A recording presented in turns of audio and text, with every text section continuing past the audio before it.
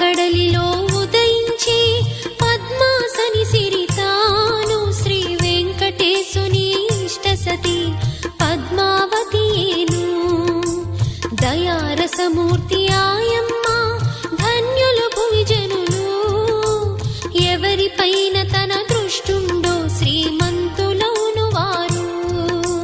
లక్ష్మీదేవి కథా శ్రీ లక్ష్మీదేవి కథా, లక్ష్మీదేవి కథా శ్రీ లక్ష్మీదేవి కథా.